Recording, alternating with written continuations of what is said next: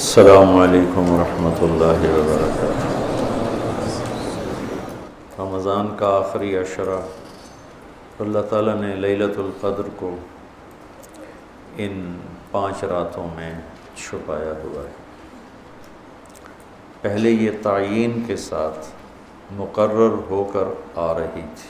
آپس کے جھگڑے ایسی نحوست ہیں کہ آپ خیمے سے باہر آئے، 2 صحابہ آپس میں ان کی کوئی تلخی ہوگی، ان کی آوازیں اونچی ہوں گی، جھگڑا بڑھ گیا تو آپ نے باہر تشریف لا کے فرمایا کہ میرے اللہ نے مجھے شب قدر بتا دی تھی کہ فلاں رات ہوا کرے گی، لیکن تم لوگوں کے جھگڑے کی وجہ سے اللہ تعالیٰ نے اس کو اٹھا لیا اور چھپا دیا، اور اب تم اسے طاق راتوں میں تلاش کرو، 21 میں، 23 میں، 25 میں، 27 میں، 29 میں اس کو تم تلاش کرو۔ آپس کا اختلاف صحابہ کا تھا، 2 صحابی آپس میں کس بات پہ الجھ گئے پتہ کوئی نہیں۔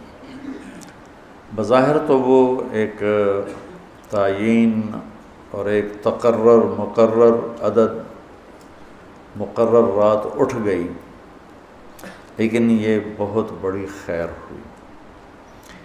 اگر یہ رات متعین ہوتی کہ 21 کی رات شب قدر ہوا کرے گی، یا 27 یا 23 یا 25 یا 29، اور آنے والے زمانے میں غفلت تو ہونی تھی، جہالت بھی ہونی تھی، نافرمانی بھی ہونی تھی۔ رات متعین ہو، لوگوں کو پتہ ہو آج شب قدر ہے، پھر لوگ نافرمانی کرتے تو نقد عذاب آتا۔ تو اللہ تعالیٰ نے اس چھپانے میں بھی اپنی رحمت کو شامل حال کیا۔ جب ایک آدمی شراب پی رہا ہے، اسے پتہ ہی نہیں شب قدر، کسی کو بھی نہیں پتہ کہ آج ہے۔ ہم تو 5 راتیں چھوٹی انشاءاللہ جاگ کے، آپ تو ویسے ہی علم میں مصروف ہیں، تو چلو آپ کی برکت سے ایک حدیث بھی یاد آ گئی۔ ابو ہریرہ رضی اللہ تعالیٰ عنہ فرماتے ہیں مدارسۃ العلم ساعۃ، دارس یدارس، ایک دوسرے کے ساتھ علمی محاورہ کرنا، یا جس کو آپ تکرار کہتے ہیں، مدارسۃ العلم ساعۃ خیر من احیاء لیلۃ القدر عند الحجر الاسود۔ اللہ اکبر، تم تو بڑے مالدار ہو یار، ہیں ماشاءاللہ۔ آپ کی رات اللہ کے فضل سے علم میں گزرتی ہے، تو اور لوگ بھی بیٹھے ہیں، میں ترجمہ کر دیتا ہوں۔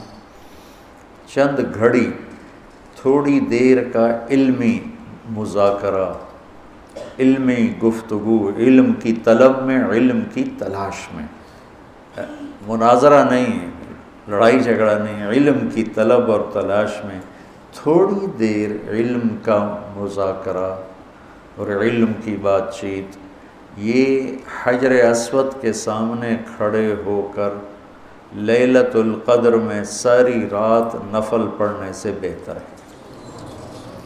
لیلۃ القدر بذات خود خیر من 1000 شہر ہے، ٹھیک ہو گیا، اور حرم کی ایک نیکی 1,00,000 کے برابر ہوتی ہے، یہ بھی ٹھیک ہے، معلوم ہے، حرم مکہ کی ایک نیکی 1,00,000 کے برابر، تو یہ رات حرم میں 1,00,000 راتوں کے برابر ہوگی۔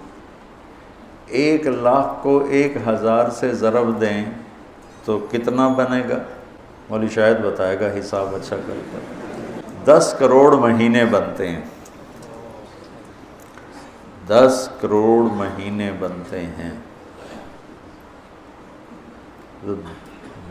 10 کروڑ مہینوں کے سال بناؤ، لاکھوں سال بنتے ہیں، ہزاروں سال بنتے ہیں۔ تو علم کا مذاکرہ، علم کی طلب میں، علم کو سیکھنے کے لیے تھوڑی دیر بیٹھنا، وہ حجر اسود کے سامنے لیلۃ القدر میں ساری رات نفل پڑھنے سے بہتر ہے۔ یہ تو ہو گیا عام دنوں میں، جب یہ علم کی طلب رمضان میں ہو تو ہر عمل پہلے ہی 70 گنا بڑھ جاتا ہے۔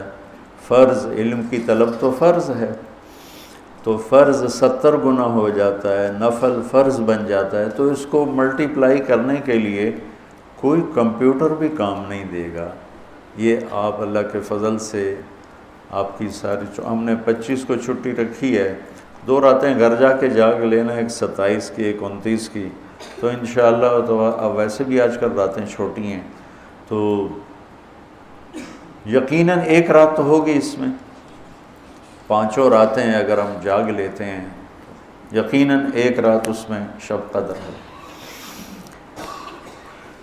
تو اللہ کے نبی شد المیزر ان آخری عشرے میں خوب محنت فرماتے، کمر کس لیتے، اور ساری زندگی اعتکاف بیٹھے۔ آپ نے کبھی اعتکاف نہیں چھوڑا، فتح مکہ پہ چھوٹا لیکن شوال میں آ کے بیٹھے، 1 مہینہ پورا اعتکاف کیا، پھر 20 دن کیا، پھر 10 دن، پھر 9 رمضان میرے نبی کو ملے، 9 رمضان۔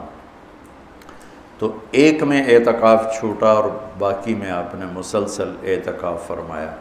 لیلۃ القدر کی صرف تلاش نہیں بلکہ اعتکاف اللہ کے در پر پڑ جانا ہوتا ہے۔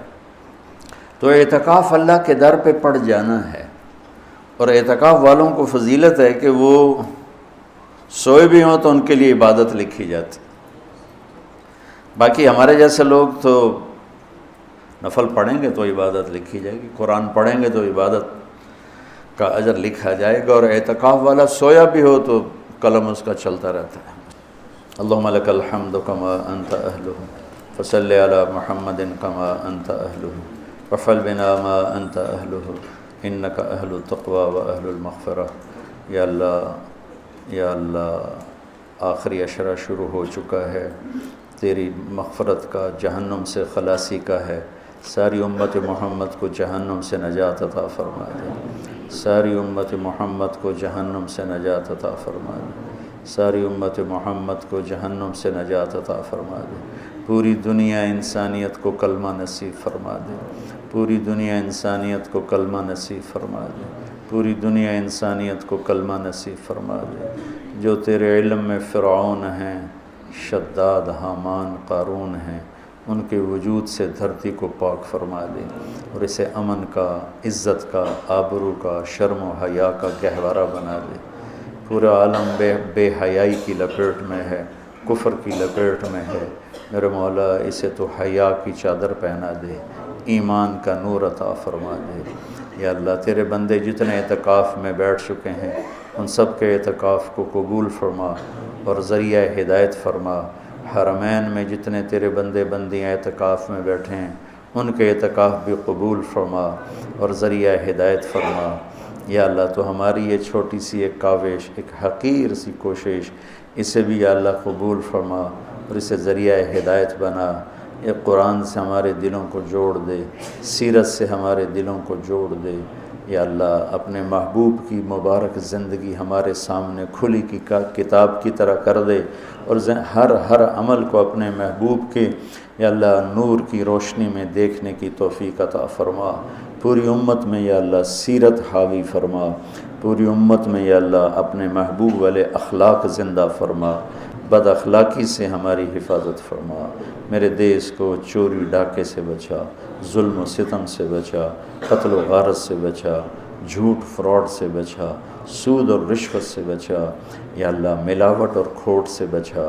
یا اللہ میرے دیس سے تو بدکاری کے اڈے ختم فرما، شراب کے اڈے ختم فرما، جوئے کے اڈے ختم فرما۔ یا اللہ آنے والی حکومت نیک دل رحم دل لوگوں کی نصیب فرما۔ ہمیں یا اللہ ایسے لوگوں کے حوالے نہ فرما جو بددیانت ہوں، جو دھوکے باز ہوں، جو مفاد پرست ہوں۔ ہمیں ایسے لوگوں کے حوالے فرما جو ملک کے، قوم کے، عوام کے خیر خواہ ہوں، ان کے درد کو اپنا درد سمجھیں اور ہمارے غم کو اپنا غم سمجھیں، ہمارے دکھ کو اپنا دکھ سمجھیں۔ ہمیں ایسے نیک لوگ نصیب فرما۔ یا اللہ جہاں جہاں یہ میرے ساتھ لوگوں نے ہاتھ اٹھائے ہوئے ہیں تو سب کے حق میں ان کی دعائیں قبول فرما، ان کی حاجات کو پورا فرما، آمین۔